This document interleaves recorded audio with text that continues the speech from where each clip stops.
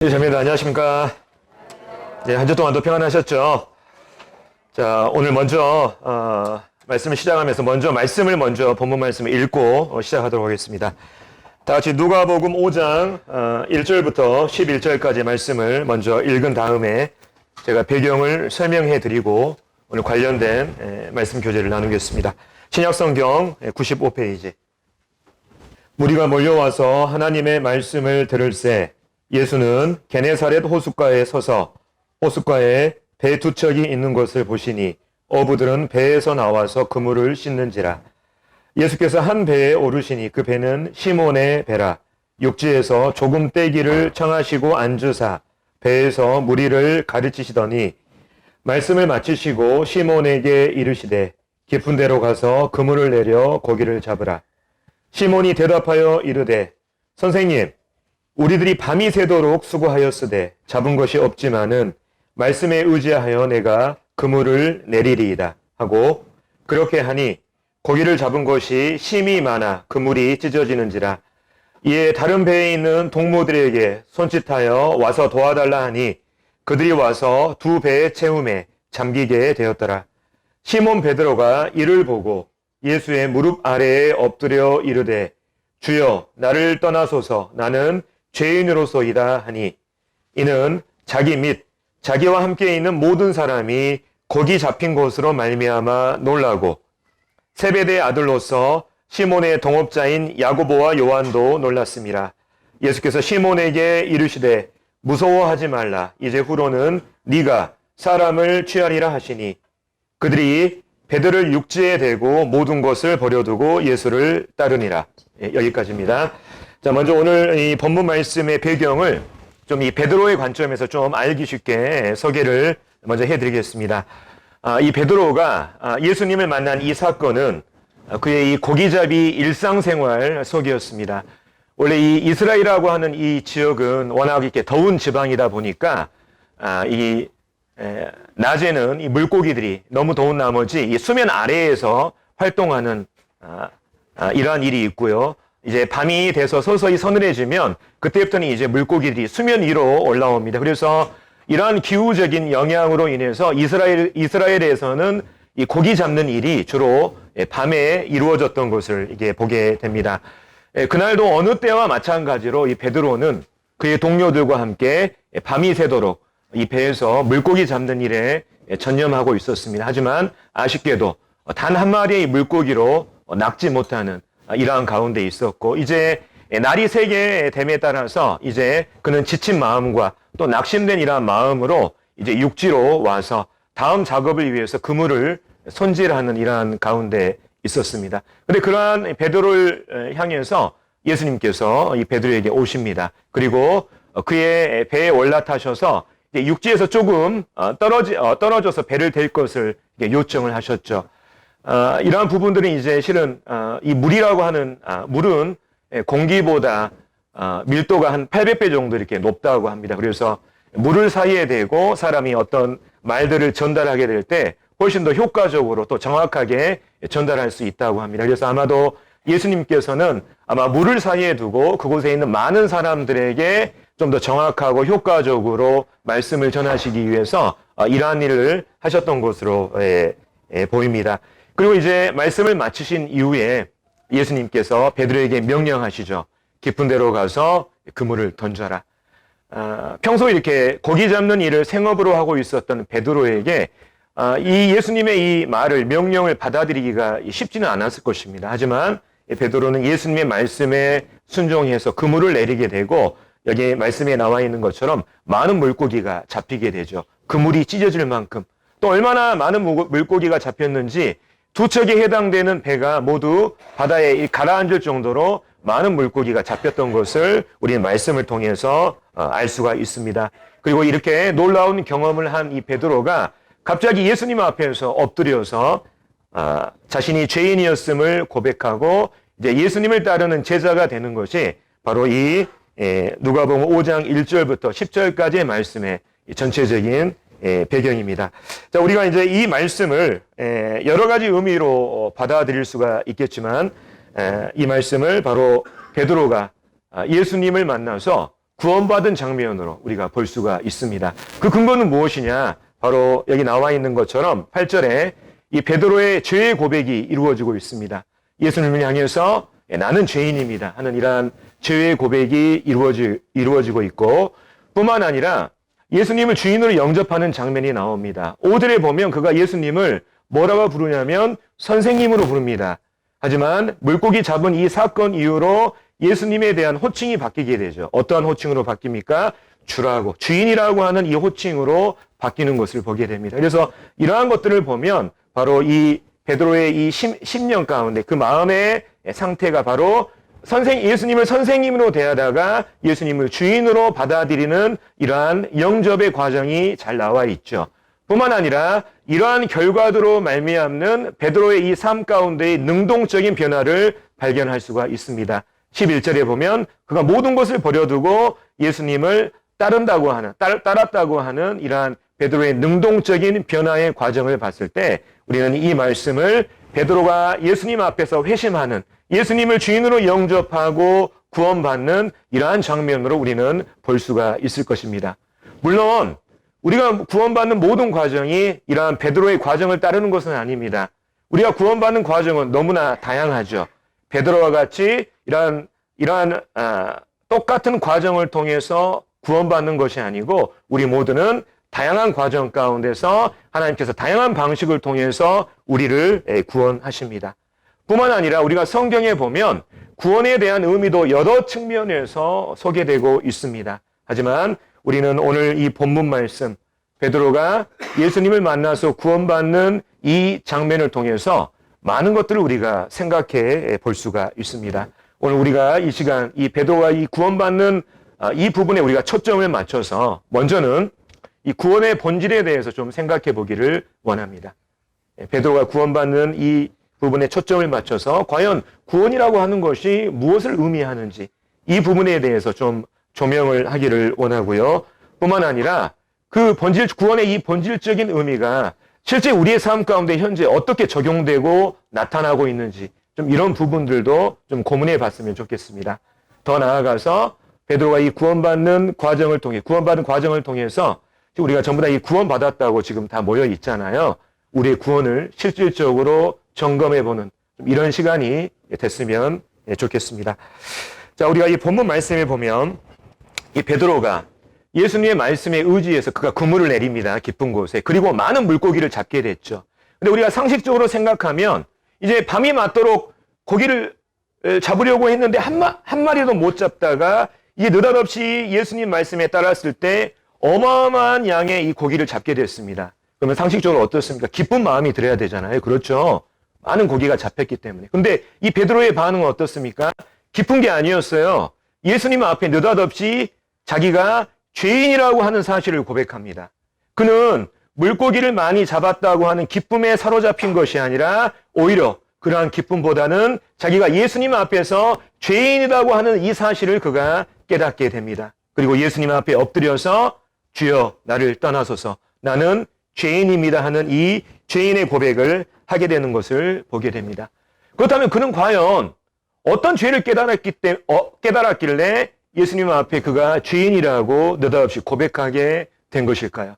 우리는 이것을 깊이 생각해 볼 필요가 있습니다. 단도직입적으로 말씀드리면 바로 이 베드로가 예수님의 말씀에 따라서 물고기를 잡기 전까지만 해도 그 배의 주인은 누구였습니까? 베드로였어요. 그리고 이 베드로에게 있어서 예수님은 자기가 호의를 베푸는 손님에 불과했습니다. 그렇지 않았겠습니까? 느닷없이 예수님이 찾아오셔서 자기와 관련 없는 예수님이라는 분이 찾아오셔서 아니 이 배를 좀 육지에 떨어진 곳에 대라고 하는데 어떻겠어요? 이 배의 주인도 자기고 또 자기가 예수님의 말에 따라야 될 의무도 없는 것입니다. 하지만 이 베드로는 아마도 예수님께 호의를 베푼다고 하는 이러한 이 배의 주인으로서 호의를 베푼다고 하는 이런 마음으로 아마 예수님의 말에 따랐을 것입니다. 근데 이제 예수님의 그 말씀이 끝나고 예수님께서 이제 그물을 내려서 고기를 잡으라고 하죠.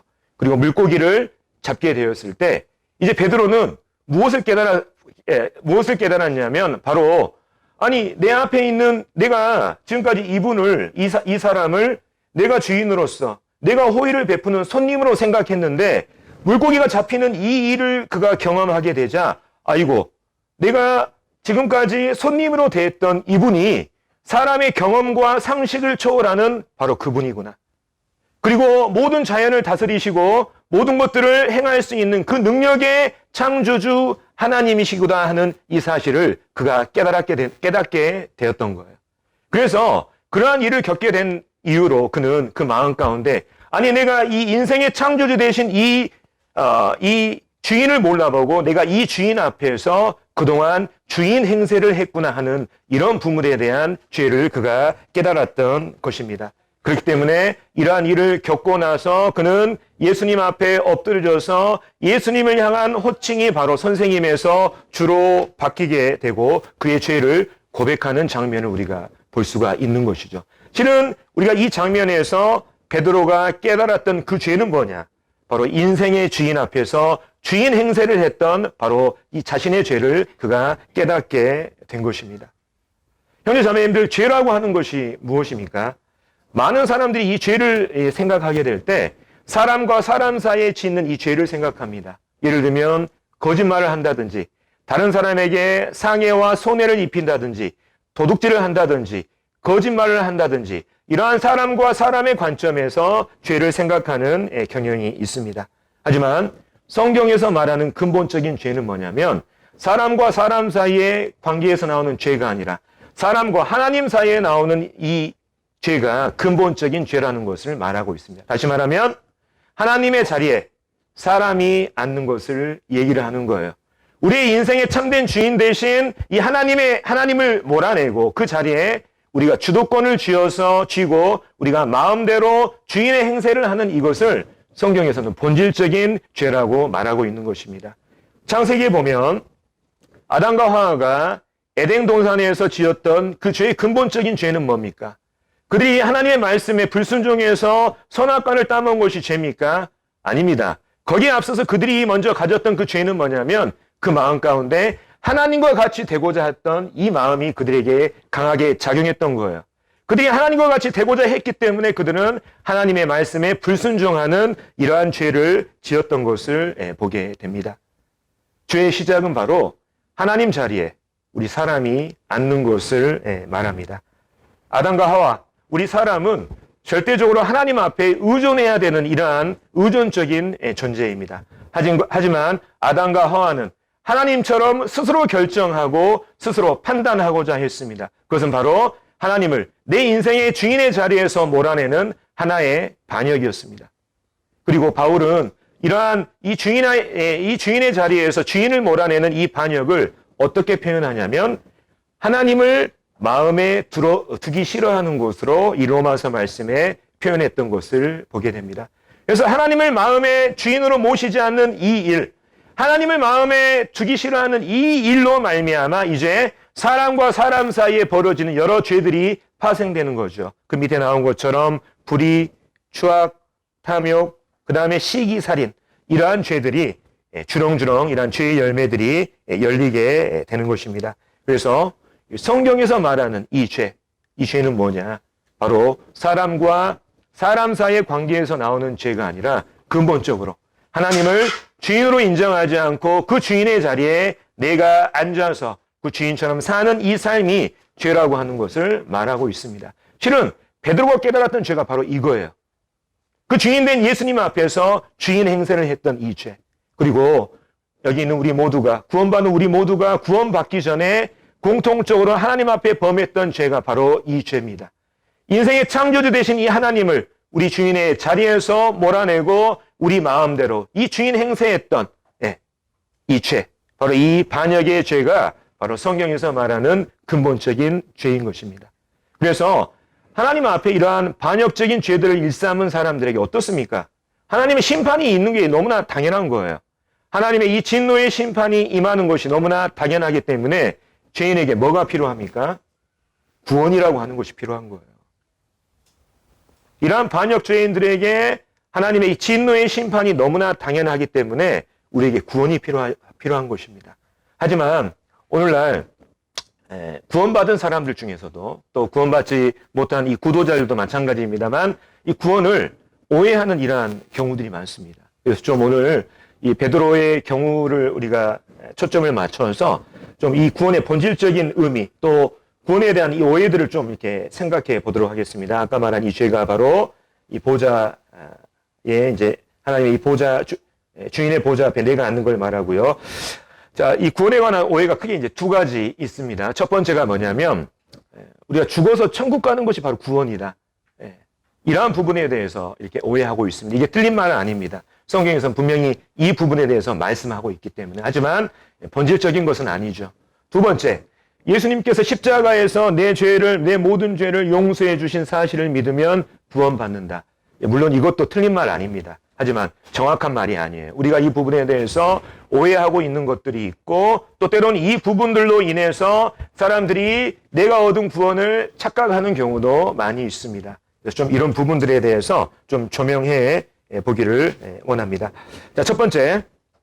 자, 죽어서 천국 가는 것이 구원받는 것이냐. 자, 우리가 죽어서 천국 가는 것은 우리가 구원으로 말미암는 축복 중에 하나이지 이것이 구원의 본질은 아닙니다. 구원의 핵심은 아닌 거예요. 자, 사람이 아까 말한 근본적인 죄는 뭡니까?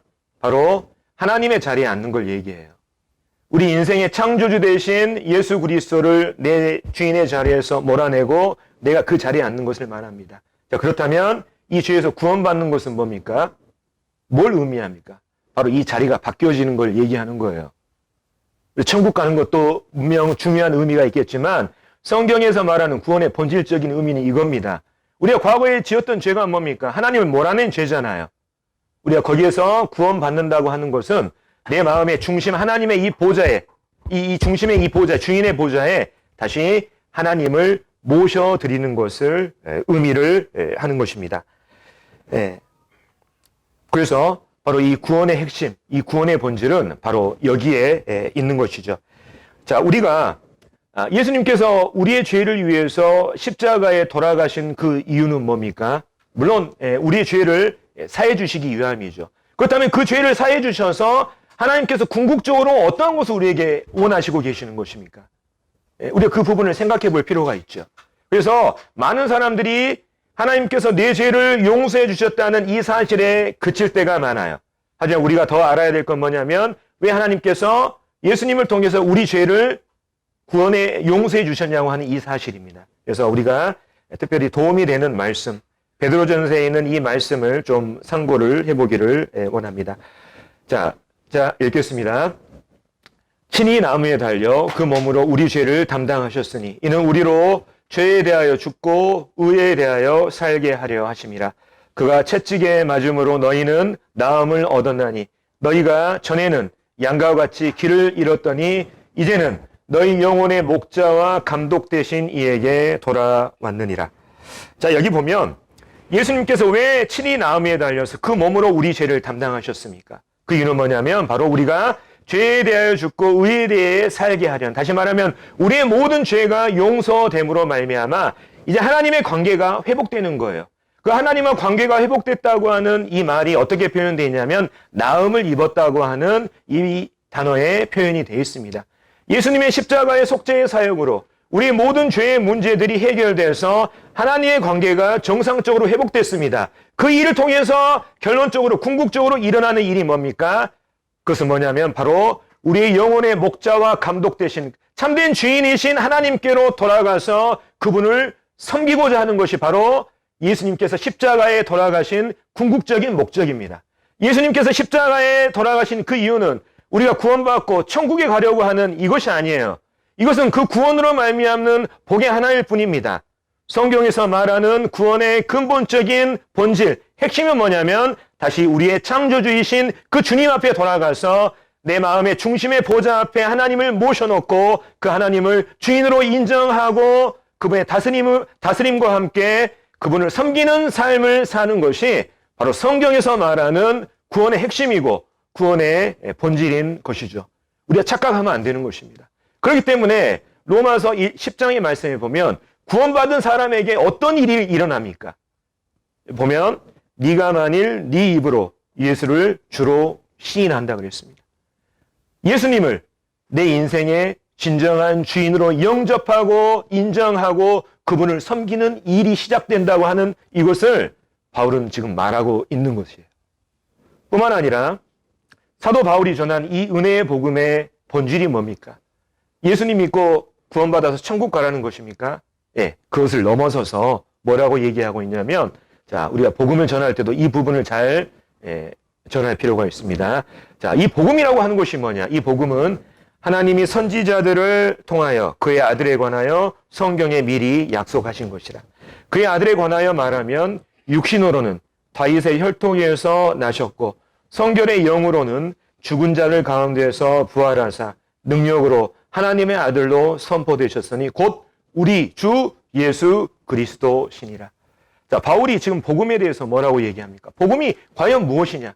예수님이 모든 죄를 용서해 주셨다. 이게 복음이냐? 예, 맞습니다. 그것도 복음이 될 수 있습니다. 하지만 사도 바울이 전한 그 복음은 뭐냐면 바로 이 다윗의 혈통으로 나시고 이 땅에서 우리의 모든 죄를 위해서 십자가에 돌아가시고 부활하신 그 분이 바로 우리의 주인이 되신다는 거예요. 그분이 바로 우리의 주인이신 예수 그리스도시라. 이것이 바로 바울이 전한 복음의 핵심이었던 것을 보게 됩니다. 구원의 본질, 복음의 본질은 뭐냐면 사람이 죄사함 받고 천국에 갈 수 있는 것이 아니라 우리 인생의 참된 주인을 찾아서 그 주인을 모시는 이러한 삶이 바로 구원의 핵심이고 성경에서 말하는 구원의 본질임을 우리가 깨달아야 되는 것입니다. 현재 자매님들, 우리가 다 구원받았잖아요. 구원받았다고 지금 고백하잖아요. 이러한 본질적인 의미들이 실제 우리 삶 가운데 적용되고 있습니까? 단지 내가 구원받았으니까 천국에 간다고 하는 이 사실로 기뻐하는 것뿐만 아니라 나의 이 삶이 예수님을 하나님을 주인으로 인정하면서 그분의 말씀에 순종하며 그분에 복종하는 참된 그분을 주인으로 모시는 이러한 삶이 구원받은 우리의 삶 가운데 현재 이루어지고 있습니까? 만약 이러한 일이 없다면 우리는 다시 이 구원의 본질과 핵심에 대해서 다시 고민해보고 우리 삶을 점검을 해봐야 되는 것입니다.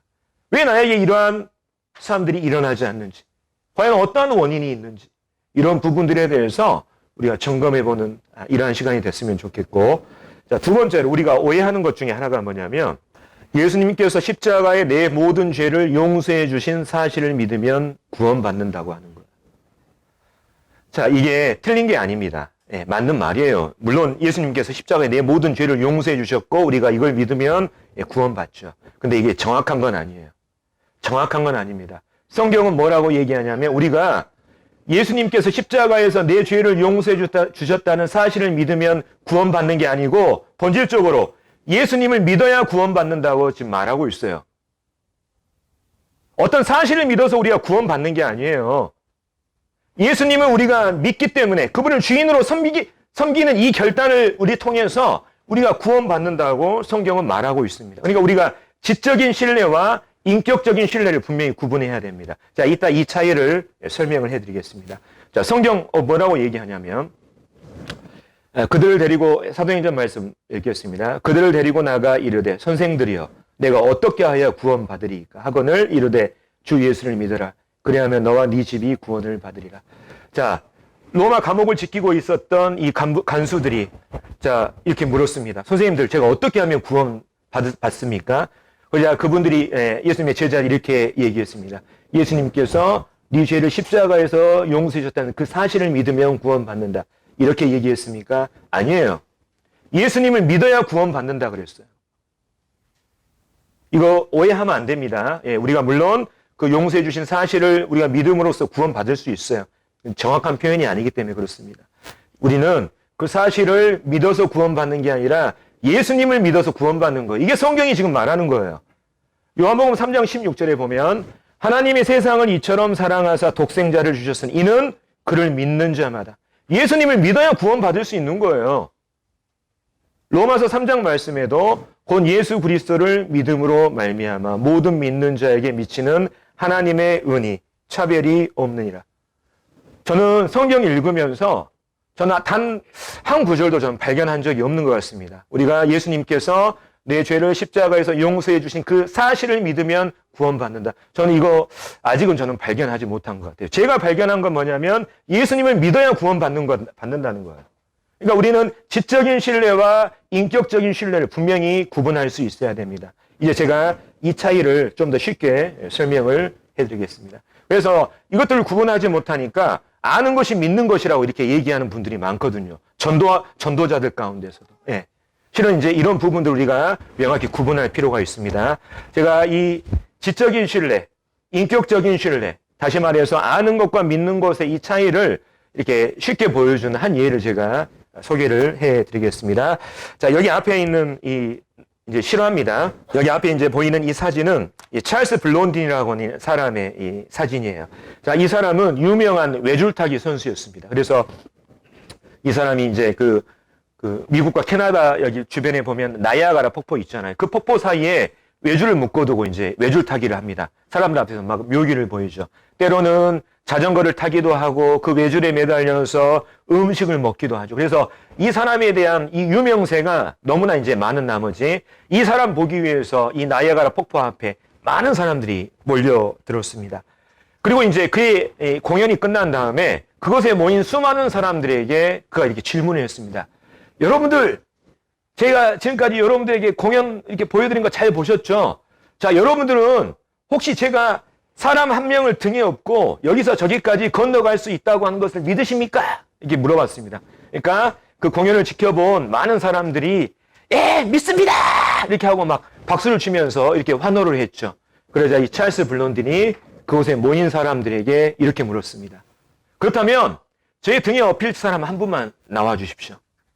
이 질문에 시끄러웠고 이렇게 환호했던 분위기가 정막이 흘렀습니다. 그 어떤 누구도 찰스 블론딘의 눈을 쳐다보지 않았습니다. 왜냐하면 행여나 자기 시킬까봐. 그래서 이렇게 눈을 이렇게 내리깔고 있었죠. 그래서 수시간에 이제 수많은 정막이 흐른 뒤에 갑자기 느닷없이 한 사람이 손을 들고 나왔습니다. 그리고 블론딘이 그 사람을 등에 업고 여기 나와 있는 것처럼 등에 업고 이 나이아가라 폭포를 외줄타기를 성공을 했습니다. 이 등에 업힌 사람이 누구냐면 바로 해리 콜코드라고 하는 그의 어릴 적 친구였어요. 어릴 적 친구였어요. 자, 우리가 이 일화를 우리가 잘 생각해 볼 필요가 있습니다. 자, 이 찰스 블론딘이 관중들에게 자기를 믿느냐고 이렇게 외쳤을 때 사람들이 다 믿는다고 외쳤죠. 근데 그 믿음이 믿는다고 하는 것이 진짜였습니까? 아니에요. 그들이 정말 이 찰스 블론딘이라고 하는 이 사람을 믿었다고 한다면 이 블론딘의 등에 업혔을 것입니다. 사람들은 블론딘을 믿는다고 했지만 그들이 믿는 것은 뭡니까? 찰스 블론딘의 업적을 믿은 거예요. 그가 어떤 일을 했는지에 대해서 그들은 믿은 것입니다. 그리고 그들은 찰스 블론딘을 믿는다고 그들은 외쳤던 것이죠. 이 일화가 잘 보여준 게 뭐냐면 지적인 신뢰와 인격적인 신뢰가 얼마나 다른 것인지를 우리에게 보여줍니다. 인격적으로 신뢰한다는 것은 그 사람에게 나를 맡기는 이러한 일들이 있게 되는 거죠. 예를 들면 베드로가 어떻습니까? 그의 모든 것을 버려두고 예수님을 따랐다고 했잖아요. 그러니까 예수님을 지적으로 신뢰한 게 아니에요. 베드로는 예수님을 인격적으로 신뢰했기 때문에 모든 것들을 버려두고 예수님을 따르는 그의 능동적인 변화가 있었던 것을 보게 됩니다. 그래서 여기 나온 것처럼 당시 사람들은 찰스 블론딘이 한 일, 그 어떤 일을 했는지 그 업적을 믿었지만 실은 그를 인격적으로 신뢰하지 않았던 것이죠. 이게 바로 아는 것과 믿는 것의 차이입니다. 지적인 신뢰와 인격적인 신뢰의 차이인 거예요. 예수님을 믿는다고 하는 것도 마찬가지입니다. 우리는 성경에서 또는 주변 사람들로부터 복음을 듣는다고 할 때 예수님께서 나를 위해서 행하신 그것을 어떤 일을 행하셨는지를 듣고 그것을 부인하지 않고 동의한다고 하는 이것을 믿는 것으로 착각할 수가 있어요. 하지만 이것은 믿는 것이 아니죠. 그것은 지적인 신뢰에 불과한 것입니다. 정말 우리가 인격적인 신뢰를 한다면 실은 우리가 해리 콜코드처럼 이 찰스 블론딘의 등에 자신의 삶을 맡기는 이러한 과정들이 있게 되는 것이죠. 실은 성경에서 말하는 이 구원이라고 하는 이 구원에 관련된 이 믿음이 바로 이 지적인 이러한 신뢰가 아니라 인격적인 신뢰를 말하고 있는 것입니다. 그래서 이처럼 이 베드로처럼 자신이 주인된 이런 사람들에 대해서 잘못됐다고 하는 이 부분을 뉘우치고 예수님을 정말 진정으로 내 삶의 주인으로 모시겠다고 고백하는 이 구원의 서정에는 베드로와 같은 능동적인 변화가 있는 거예요. 그래서 우리는 이것을 성경에서 다른 말로 어떻게 부릅니까? 회개에 합당한 열매, 구원의 열매라고 우리가 부르죠. 베드로는 예수님을 만나서 자신의 죄된 삶에 대해서 뉘우쳤습니다. 그리고 그리스도를 주로 영접했죠. 그리고 이것은 그물을 버려두고 예수님을 따르는 그 능동적인 변화. 마치 해리 콜코드가 자신의 친구였던 이 찰스 블론딘의 등에 업힌 것처럼 말이죠. 이러한 변화가 있었던 것을 보게 됩니다. 다시 말해서 그의 오후에 이러한 삶이 예수님의 제자가 되는 그의 삶의 인생의 대전환이 있었던 것을 보게 됩니다. 자, 형제 자매님들, 오늘날 구원받았다고 하는 이러한 사람들 중에 왜 변화를 발견할 수가 없습니까? 왜 그들의 삶 가운데 변화가 없는 것일까요? 왜 그들의 삶 가운데 하나님을 진정으로 예배하는 그러한 예배의 삶을 찾아볼 수가 없는 것입니까? 왜 그들에게는 구원받은 사람들에게 나타나는 공통적인 특징들이 발견되지 않는 것입니까? 왜 그들에게는 성경을 알고 하나님을 더욱더 알아가려고 하는 이러한 경건한 열망이 그들의 삶 가운데 있지 않게 되는 것일까요? 왜 그들은 교회와 성도들을 섬기는 일에 도무지 관심이 없을까요? 왜 그러한 변화들이 없습니까? 그 이유는 바로 예수님을 피상적으로 믿기 때문입니다. 인격적인 신뢰가 이루어지지 않고 그들이 지적으로 신뢰했다고 하는 이런 부분을 믿음으로 착각했기 때문에 그러한 실질적인 구원으로 말미암는 변화가 없기 때문이죠. 정말 자신이 하나님 앞에서 반역을 일삼고 그분을 주인으로 인정하지 않고 내 마음대로 살아왔다고 하는 그 죄를 뉘우친 그 경험이 없거나 단지 죄를 사람과 사람 사이의 관계로 생각하는 이러한 피상적인 수준에 머물러 있다든지 아니면 죄 용서 받았다고 하는 이것을 지적으로만 동의했을 뿐 그분을 인격적으로 영접하는 이러한 일이 없었기 때문일 것입니다. 어떤 사람이 제가 또 한 예화를 소개를 해드릴게요. 어떤 사람이 이 친구들과의 약속 시간에 1시간이 이렇게 늦어가지고 헐레벌떡 막 달려왔습니다. 그리고 친구들 앞에 변명을 해요. 야, 내가 오는 도중에 있잖아. 큰 교통사고를 당해가지고 난리가 났어. 그래가지고 내가 어쩔 수 없이 이렇게 1시간 늦은 거니까 너희들 이해를 해라. 근데 이제 그 큰 교통사고를 당했다고 하는 그의 얼굴을 보니까 머리는 엄청 반듯하게 빗어져 있고 그 다음에 양복이랑 넥타이도 제대로 매지는 거예요. 그 다음에 그 사람의 이런 모습을 보니까 사고의 흔적을 찾아볼 수가 없는 거예요. 친구들이 그의 말을 믿을 수 있을까요? 여러분들 그의 말을 믿을 수 있습니까? 네, 못 믿겠죠? 자, 우리가 예수님을 우리 인생에서 만나서 구원받았다고 하는 것은 우리 인생에 큰 사고를 당한 겁니다. 죄된 예수님을 내 주인의 자리에서 몰아낸 이 반역의 삶을 살다가 참된 주인이신 예수님을 정면으로 만나서 그분과 충돌하고 나의 죄를 깨닫고 그분을 주인으로 영접하고 하겠다는 그분을 모시고 살겠다고 하는 이 고백이 이루어지면서 우리는 엄청난 사고를 당한 거예요. 근데 작은 교통사고가 나도 그의 흔적이 남습니다. 하물며 살아계신 하나님을 만나서 그분과 정면으로 충돌해서 인생의 큰 사고를 경험한 사람에게 그 사고로 말미암는 변화가 나타나지 않는다고 하는 이 부분을 우리가 보게 될 때 우리 이것을 어떻게 받아들여야 될까요? 형제 자매님들, 이러한 사고로 하나님과 만나서 충돌해서 사고를 당한 이러한 흔적이 우리의 삶 가운데 현재 나타나고 있습니까?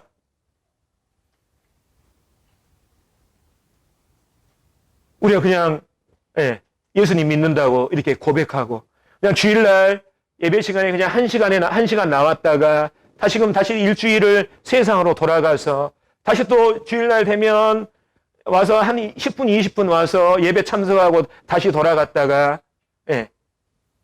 평상시 삶 가운데 정말 성경을 보는 일 전혀 없고 하나님 앞에 기도하는 일도 전혀 없고 세상과 머물러 살다가 단지 주일날 하루 잠깐 나와서 하나님 앞 이 마당만 밟는 이러한 일들을 우리가 하고 있지 않냐 이 말이에요. 우리 이런 부분들에 대해서 우리 좀 고민해봐야 될 이런 필요가 있는 것입니다. 그래서 바로 그 베드로의 이러한 삶을 통해서 우리는 베드로가 이 구원받는 이러한 과정을 통해서 이 구원과 관련된 여러 부분들을 우리가 생각해 볼 수가 있습니다. 자, 우리가 다시 이제 정리를 하자면 베드로가 우리가 구원받는 장면 봤습니다. 이 장면 가운데 우리가 발견한 게 뭡니까? 예, 모두가 공통적인 것은 아니지만 죄의 고백이 있었습니다. 그리고 예수님을 주인으로 영접하는 이러한 영접의 과정이 있었죠. 뿐만 아니라 그것을 증명해 줄 수 있는 능동적인 변화가 있는 것을 보게 됩니다.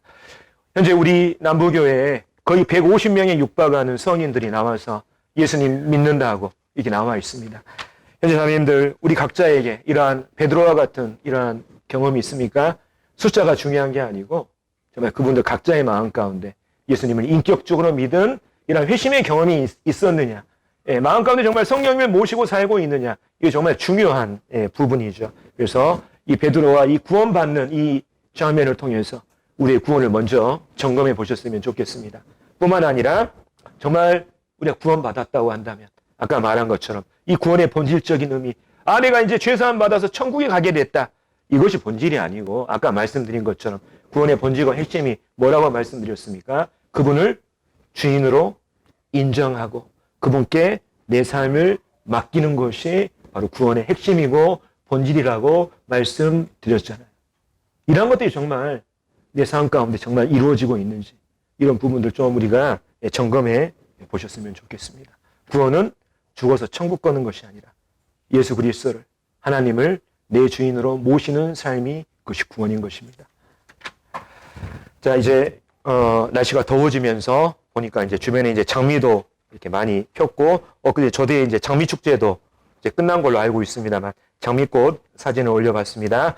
자, 남은 한 주도 이렇게 평안한 한 주 이렇게 되시기 바랍니다.